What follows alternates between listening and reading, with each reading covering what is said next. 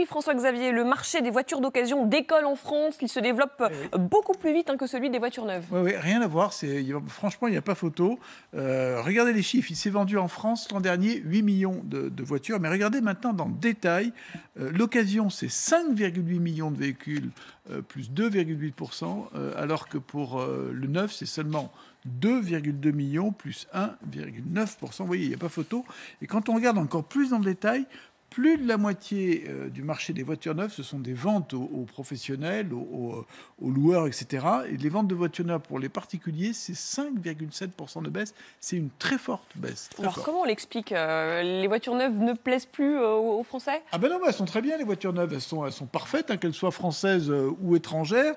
Elles ont juste un gros défaut, c'est qu'elles sont mais beaucoup trop cher, et c'est ça qui joue.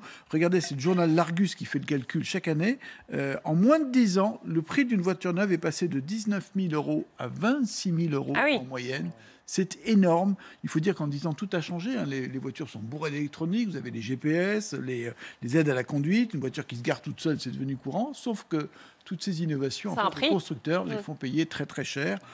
Et le prix, il faut savoir que c'est le premier critère d'achat pour 7 Français sur 10. Alors, quand vous voyez les pubs où on vous montre des jeunes couples qui achètent des voitures, en fait, c'est complètement faux. Regardez l'âge moyen d'achat d'une voiture neuve, c'est 56 ans. Pourquoi? Parce qu'il faut avoir des sous pour acheter une voiture neuve, tout simplement.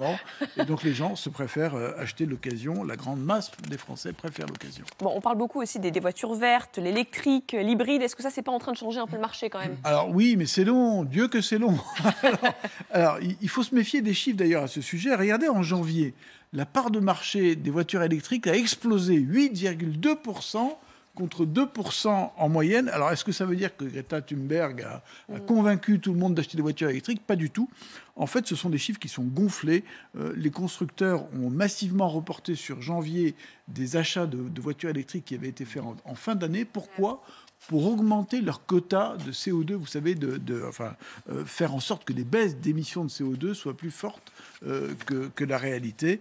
La réalité, c'est très différente, malgré les bonus, les malus écologiques, les hybrides, les voitures électriques, tout ça a beaucoup de mal à décoller. Pourquoi? Parce que là aussi, c'est une question de prix. Elles sont encore très chères. Et effectivement, on n'a pas encore tout à fait passé ce cap de l'électrique. Merci beaucoup, François-Xavier.